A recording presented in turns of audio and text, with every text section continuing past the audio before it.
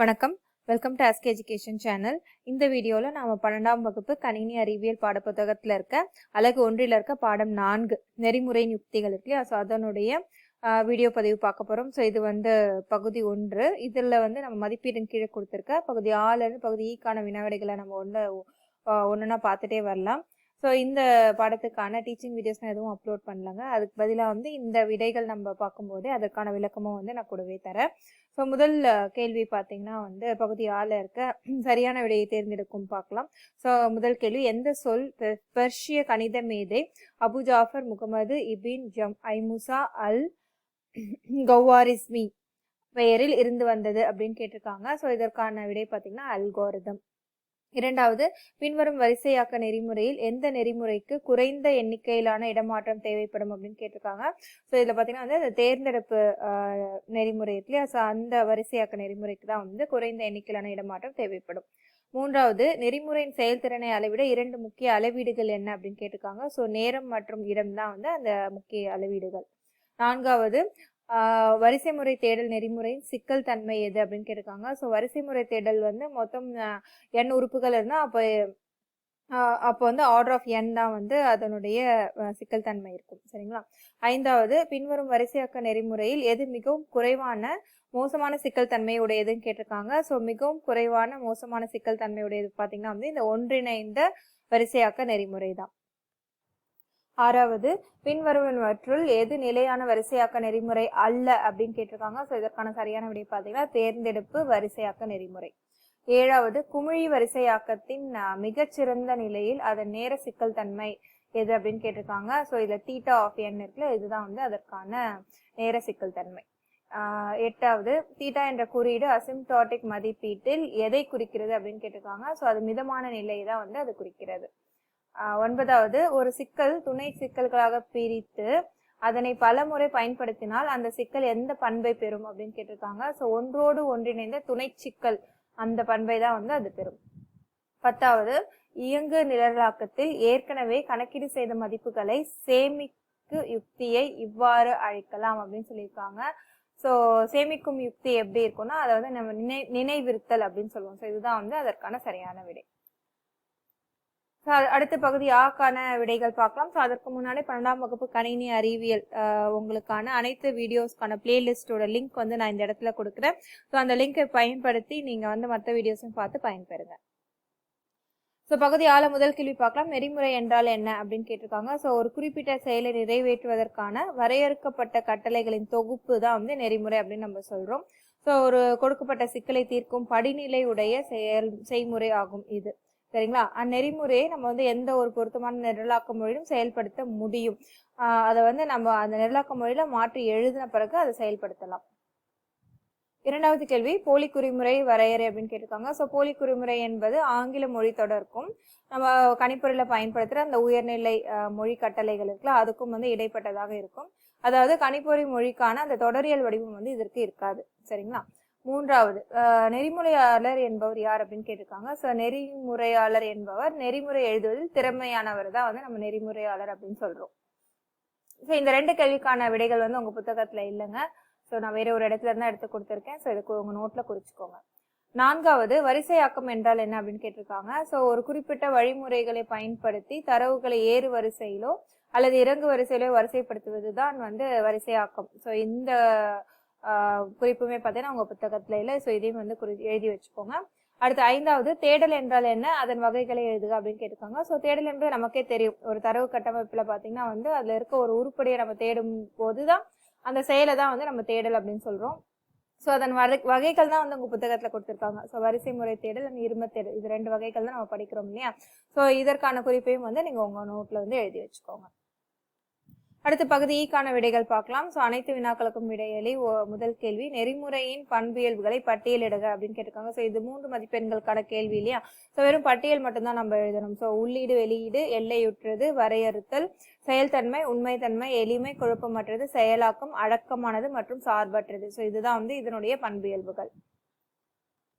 இரண்டாவது கேள்வி, சிக்கல் தன்மை மற்றும் அதன் வகைகளை பற்றி விவாதிக்க அப்படின்னு கேட்டிருக்காங்க. ஸோ ஒரு நெறிமுறையுடைய சிக்கல் தன்மையை நம்ம எப்படி சொல்லுவோம்னா f of n அப்படின்னு சொல்லுவோம். சரிங்களா? ஸோ அது ஒரு ஃபங்க்ஷன் எப்படி அதோட எண் அளவிலான உள்ளீட்டு தரவை எடுத்துக்கொண்டு அது இயங்கும் நேரம் மற்றும் நினைவகத்தில் அதற்கு தேவைப்படும் இடஒதுக்கீடு இது ரெண்டுத்தையும் பொறுத்து தான் வந்து அது சிக்கலானது முடிவு செய்யப்படும். ஸோ இதில் பார்த்தீங்கன்னா வந்து இயங்கும் நேரம் மற்றும் இடஒதுக்கீடு இது ரெண்டும் தான் வந்து இதை ரெண்டத்தை கொண்டு தான் வந்து இது வந்து நம்ம வந்து அளவிடுவோம்.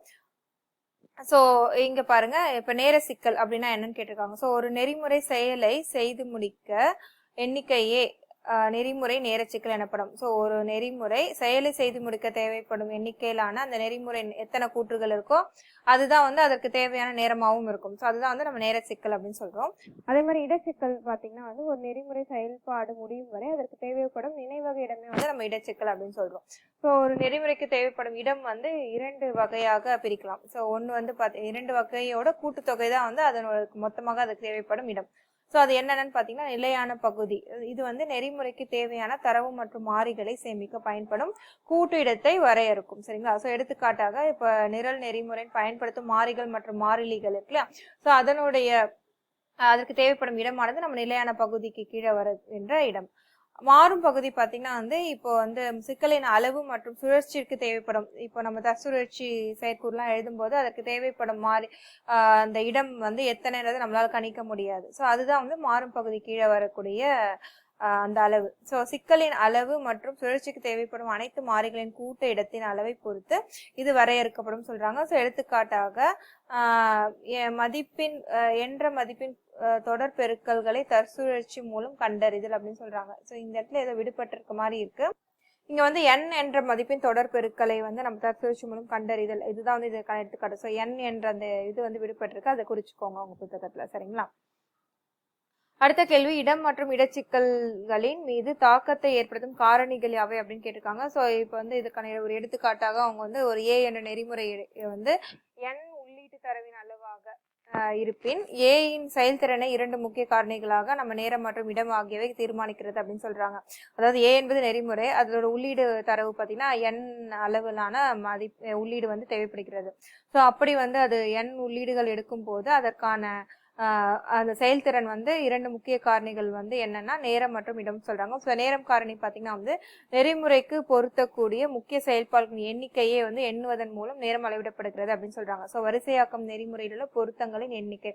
ஸோ வரிசையாக்கம் நம்ம ஏற்கனவே பார்த்தோம் இல்லையா, 6வது பாடத்துல நம்ம வந்து படிச்சோம் இல்லையா. ஸோ அதுதான் அந்த கூற்றுகள் வந்து ஒன்றன் கீழ் ஒன்றாக இயக்கப்படும் போது அனைத்து கூற்றுகளின் எண்ணிக்கை, முக்கியமான அந்த செயல்பாடுகளின் எண்ணிக்கை எதுவோ அதுதான் வந்து இதற்கான நேரமாக கணக்கிடப்படும். அடுத்தது இடக்காரணி வந்து எப்படி நம்ம வந்து அளவிடுவோம்னா நெறிமுறைக்கு தேவைப்படும் மிக அதிகபட்ச நினைவக இடத்தை கணக்கிடுவதன் மூலம் இது வந்து அளவிடப்படுகிறது அப்படின்னு சொல்லியிருக்காங்க. ஸோ இது வரைக்கும் நீங்க எழுதினா போதும். பட் இங்க வந்து பாத்தீங்கன்னா வந்து இந்த நேரம் காரணியத்துல இது வந்து வேறு பல காரணிகள் வந்து இதுவுமே வந்து கொஞ்சம் இது இயங்கு நேரம் வந்து மற்றதையும் வந்து பொறுத்ததாக இருக்கும் அப்படின்னு சொல்லிட்டு வேற ஒரு இடத்துல கொடுத்துருக்காங்க. ஸோ அதையும் வந்து நீங்க இதற்கூட இந்த நேரம் காரணி கூட சேர்த்து எழுதலாம். ஸோ அவை என்னன்னு பாத்தீங்கன்னா வந்து இயந்திரத்தின் வேகம், நிரல் பெயர்ப்பி மற்றும் பிற கணினி மென்பொருள் கருவிகள், இயக்க அமைப்பு, பயன்படுத்தப்பட்ட நிரலாக்க மொழி மற்றும் தரவு தொகுதி. ஸோ இவெல்லாமே வந்து பிற காரணிகளாக அமையலாம் இந்த நேரம் கணிக்கும் பட்சத்துல. சரிங்களா? ஸோ இதையும் வந்து நீங்க இது கூட சேர்த்து எழுதிக்கோங்க. அடுத்த கேள்வி பார்த்தீங்கன்னா 4வது கேள்வி, அசிம்ப்டாட்டிக் குறியீடு குறிப்பு வரைக அப்படின்னு கேட்டிருக்காங்க. ஸோ அசிம்ப்டாட்டிக் குறியீடுகள் வந்து இந்த நேரம் மற்றும் இடச்சிக்கல்களை பற்றிய அர்த்தமுள்ள கூற்றுகளை வந்து பயன்படுத்தும் ஒரு மொழி. ஸோ மொத்தம் 3 குறியீடுகள் வந்து பயன்படும். ஸோ முதல் பார்த்தீங்கன்னா வந்து பிக் ஓ அப்படின்னு சொல்லுவோம். ஸோ நெறிமுறையின் மிக மோசமான நிலையை விவரிக்க இந்த பிக் ஓ வந்து பெரும்பாலும் பயன்படுத்தப்படும். அடுத்தது பிக் ஒமேகா அப்படின்னு சொல்லுவோம். ஸோ இந்த எதுக்குன்னா வந்து இதுவும் இந்த பிக் ஒமேகாவும் பிக் ஓவும் பார்த்தீங்கன்னா வந்து ஒன்னோட ஒன்று தலைகீழ். ஸோ ஒன்று வந்து செயற்கையின் உச்ச வரம்பை குறிக்குமாயின் இது வந்து அதனுடைய கீழ் வரையறை குறிக்கும். சரிங்களா? சிறந்த நிலையில. ஸோ மோசமான நிலையில வந்து உச்ச வரம்பை வந்து இந்த பிக் ஓ வந்து குறிக்கும். அண்ட் சிறந்த நிலையில் கீழ் வரையறையை வந்து இந்த பிக் ஒமேகா என்பது குறிக்கும். அடுத்தது பிக் தீட்டா, இது வந்து இரண்டுத்துக்குமா இடைப்பட்ட அந்த மிதமான அந்த நேர சிக்கலை வந்து மிதமான சிக்கல் தன்மையை வந்து இது வந்து குறிக்கும். ஸோ நெறிமுறையானது கீழ் எல்லை ஈக்குவல் டு மேல் எல்லை எனும் சிக்கலை கொண்டிருந்தால், அதாவது கீழ் எல்லை மேல் எல்லையும் சமமாக இருந்தால், ஸோ ஒரு உதாரணம் கொடுத்துருக்காங்க பாருங்க, O of n log n மற்றும் omega of n log n. So இது வந்து மேலே இல்லை, இது வந்து கீழே இல்லை. ஸோ இது ரெண்டுமே வந்து சமமாக இருக்கும் பட்சத்தில் அதை வந்து நம்ம அதோடைய சிக்கல் பார்த்தீங்கன்னா வந்து theta of n log n என்பது ஆகும். அப்படி அதோட அர்த்தம் என்னன்னா, இதோட இயங்கு நேரம் மிகச்சிறந்த நிலை மற்றும் மிக மோசமான நிலை ஆகிய இரண்டு நிலையுமே எப்பொழுதும் n log n ஆக தான் இருக்கும் சொல்றாங்க. ஸோ இதுதான் வந்து ஆவரேஜ் அப்படின்னு சொல்லக்கூடாது, சரிங்களா? ஸோ ஆவரேஜ் சிக்கலை வந்து நம்ம குறிப்பிடுவது வந்து இந்த பிக் தீட்டா.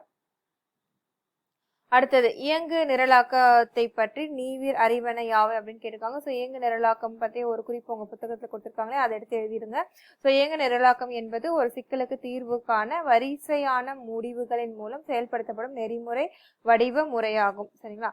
இயங்கு நிரலாக்க அணுகுமுறை குறிப்பிட்ட சிக்கலை சிறிய சிக்கல்களாக பிரித்து கைப்பற்றுதல் முறை சிக்கலை சிறு சிறு சிக்கல்களாக பிரித்து செயல்படுத்தப்படும் அப்படின்னு சொல்றாங்க. ஸோ இது எந்த மாதிரியான அணுகுமுறை பயன்படுதுன்னா, சிறிய சிக்கலாக பிரிச்சுட்டு மற்றும் பிரிச்சதை வந்து மறுபடியும் கைப்பற்றுதல் முறை, சரிங்களா? ஸோ அதுதான் வந்து இங்க இது வந்து அணுகுகின்ற முறை. இது வந்து ஆங்கிலத்துல வந்து டிவைட் அண்ட் கான்குவர் சொல்லுவோம். ஸோ டிவைட்னா வந்து பிரிக்கிறது, அண்ட் கான்குவர்னா திரும்பி கைப்பற்றுவது, சரிங்களா? ஸோ இயங்கு நிரலாக்கத்தை எங்கு சிக்கல்கள் உள்ளதோ அங்கு பயன்படுத்தலாம். ஸோ சிக்கல்களை வந்து நம்ம ஒரே மாதிரியான துணை சிக்கல்களாக பிரிப்பதனால் அதன் மூலம் கிடைக்கும் தீர்வை வந்து நம்ம மீண்டும் பயன்படுத்தலாம் அப்படின்னு சொல்றாங்க. ஸோ பெரும்பாலும் இந்த நெறிமுறைகள் வந்து உகந்த தீர்வாக பயன்படுத்தப்படுகிறது. கையில் உள்ள துணை சிக்கல் தீர்ப்பதற்கு முன் இந்த செயல்முறையானது ஏற்கனவே தீர்வு காணப்பட்ட துணை சிக்கல்களின் முடிவுகளை ஆராய முயற்சிக்கும் அப்படின்னு சொல்றாங்க. ஸோ மிக சிறந்த தீர்வை அடைவதற்கு துணை சிக்கல்களின் தீர்வுகளை ஒன்றிணைத்தல் வேண்டும் அப்படின்னு சொல்றாங்க. ஸோ இப்போ நீங்க வந்து அந்த ரிகர்சிவ் ஃபங்க்ஷன்ஸ் படிச்சிருந்தீங்க, தற்சுழற்சி செயற்கூறு வந்து எப்படி இயங்குது அப்படின்றது ஒரு அளவுக்கு உங்களுக்கு புரிதல் இருந்துச்சுன்னா இந்த இயங்கு நிரலாக்கம் பற்றியுமே வந்து ஒரு ஐடியா உங்களுக்கு கிடைக்கும். ஏன்னா வந்து அதுல எப்படி நம்ம வந்து ஒரு செயற்கூறு எழுதுவோம்னா, ஒரு ப்ராப்ளம் இருக்கு அப்படின்னா வந்து அதை நம்ம எப்படி சிறிய பகுதிகளாக பிரிப்போம். ஒரு இதையும் பிரிக்கும் போது அதனுடைய அதற்கு கிடைக்கும் விடையானது நம்ம அடுத்த தற்சுழற்சிக்கு வந்து நம்ம, அதாவது அதுக்கு முந்தின தற்சுழற்சியில வந்து நம்ம பயன்படுத்துவோம் இல்லையா? ஸோ அதுதான் வந்து அதற்கான விளக்கமாக தான் வந்து நம்ம இதை எடுத்துக்கணும், சரிங்களா? அடுத்தது பகுதி ஈக்கான விடைகள் பார்க்கலாம். முதல் கேள்வி, நெறிமுறையின் பண்பியல்புகளை விவரின்னு கேட்டிருக்காங்க. ஸோ பின்வரும் பண்புகளை நெறிமுறைகள் கொண்டிருக்க வேண்டும் சொல்லிட்டு அந்த நம்ம ஏற்கனவே பட்டியல் பார்த்தோம் இல்லையா? ஸோ அதற்கான விளக்கத்தோட நம்ம விவரிக்கணும் இங்க. ஸோ உள்ளீடு வந்து எப்படி இருக்குன்னா 0 அல்லது அதிக எண்ணிக்கையில் நம்ம வந்து வழங்கணும் அந்த உள்ளீடுகளை. வெளியீடு பார்த்தீங்கன்னா அட்லீஸ்ட் 1ஆவது இருக்கணும், குறைஞ்சது 1ஆவது வெளியீடா நம்ம உருவாக்க வேண்டும். எல்லையுற்றது, ஸோ வரையறுக்கப்பட்ட எண்ணிக்கையிலான படிநிலைகளில் நெறிமுறை நிறுத்தப்பட வேண்டும். ஸோ அதற்கான எல்லை வந்து இருக்கணும், சரிங்களா? அப்புறம் வந்து வரையறுத்தல் சொல்லியிருக்காங்க. ஸோ அனைத்து செயல்பாடுகள் நன்றாக வரையறுக்கப்பட வேண்டும். எடுத்துக்காட்டாக 0 அல்லது வகுத்தல் அல்லது எதிர்மை எண்ணுக்கு வர்க்கமூலத்தை கணக்கிடுதல் ஆகிய செயல்பாடுகள் ஏற்றுக்கொள்ள முடியாதது ஆகும். ஸோ இப்போ வரையறுக்கும் போது நம்ம டிஃபைன் பண்ணும்போது, நம்ம அந்த செயற்கூறு எழுதும் போது இல்லை நெறிமுறை எழுதும் போது என்னன்னா, இந்த மாதிரி 0 மூலம் வகுக்க கூடாது. அப்படி வகுக்கும் போது அந்த மாதிரியான ஒரு கூற்று எழுதும்போது என்ன ஆகும்னா, அந்த நிரலானது இயங்கும் போது வந்து தடைப்படும். ஸோ இயங்கும் போது எரர் காட்டும். அந்த அதே மாதிரி இந்த எதிர்மை எண்ணுக்கு நம்ம வர்க்கமூலம் வந்து கணக்கிட முடியாது இல்லையா? ஸோ அந்த மாதிரி ஏதாச்சும் கூற்று வந்து வரும்போது நமக்கு வந்து இயங்கு நேரத்தில் வந்து நமக்கு பிழை செய்தி வரும். ஸோ அதுதான் வந்து இங்க சொல்லியிருக்காங்க. அடுத்தது செயல்தன்மை பார்த்தீங்கன்னா வந்து ஒவ்வொரு கட்டளைகளும் திறம்பட நடத்தப்பட வேண்டும் சொல்லியிருக்காங்க. ஆனால் அது உண்மைத்தன்மை பிழை இல்லாமல் இருக்க வேண்டும். அடுத்தது எளிமையாக எழுதணும். நம்ம வந்து ஒரு நிரலாக்க மொழியில வந்து நம்ம எழுதும்போது அது மிகவும் எளிதாக இருக்க வேண்டும், குழப்பம் இல்லாமலும் இருக்க வேண்டும். அனைத்து படிநிலைகளும் வந்து ஒன்னோடு மற்றும் அதோட உள்ளீடுகள் வெளியீடுகள் எல்லாமே வந்து தெளிவாக எந்த குழப்பமும் இல்லாமல் வந்து நம்ம கொடுக்க வேண்டும். அதுக்கு அடுத்தது பார்த்தீங்கன்னா செயலாக்கம்னா என்ன? கிடைக்கும் வளங்களை வைத்து செயலாக்க வல்லது அப்படின்றாங்க. ஸோ அதுல இருக்க ரிசோர்ஸ், கம்ப்யூட்டர்ல கிடைக்கின்ற வளங்களை வந்து பயன்படுத்தக்கூடிய அளவுக்கு தான் இருக்கணும். மிக அதிகமான வளங்களை வந்து தேவைப்படும்படியாக நம்ம ஒரு நெறிமுறை எழுதக்கூடாது. அதே மாதிரி அடக்கமானதாக இருக்கணும். அதாவது நெறிமுறை வந்து பொதுவானதாக இருக்க வேண்டும். அனைத்து வகையான உள்ளீடுகளும் கையாளும் விதமாக அது வந்து எழுதப்பட வேண்டும். அதே மாதிரி சார்பற்றதுன்னு சொல்றாங்க. ஸோ நெறிமுறையானது படிநிலை வழிமுறைகளை கொண்டிருக்க வேண்டும். இது வந்து எந்த ஒரு நிரலாக்க மொழி குறிமுறையும் வந்து சாராமல் இருக்க வேண்டும். ஸோ நமக்கு எந்த நிரலாக்க மொழியில தேவையோ அந்த மொழியில நம்ம வந்து அதோட தொடரியல் பயன்படுத்தி நம்ம வந்து அதை ப்ரோக்ராமா ஒரு நிரலா வந்து நம்ம எழுதக்கூடிய அளவுல இருக்கணும். ஸோ இதுதான் வந்து அந்த பண்பியல்களுக்கான விளக்கங்கள். அடுத்த கேள்வி பார்க்கலாம். வரிசை முறை தேடல் நெறிமுறை விவாதிக்கும் கொடுத்திருக்காங்க. ஸோ இந்த கேள்வி மற்றும் மூன்றாவது கேள்வி இருக்கு இல்லையா, இரும தேடல் என்றால் என்ன அப்படின்னு கொடுத்துருக்காங்க. 3 மற்றும் 4 இதற்கான விடைகளை வந்து நம்ம விரிவா வந்து அடுத்த வீடியோ பதிவுல பார்க்கலாம். ஸோ குமிழ் வரிசையாக்க நெறிமுறை எடுத்துக்காட்டும் விளக்குகள். ஸோ இது எல்லாமே வந்து நம்ம வந்து விரிவா அடுத்த வீடியோல பார்க்கலாம். ஸோ இது வரைக்கும் ஆஸ்க் எஜுகேஷன் சேனல் சப்ஸ்கிரைப் பண்ணாதவங்க மறக்காம இந்த சேனலுக்கு சப்ஸ்கிரைப் பண்ணிட்டு உங்க ஃப்ரெண்ட்ஸ் கூடயும் ஷேர் பண்ணுங்க. தேங்க்யூ ஃபார் வாட்சிங் திஸ் வீடியோ.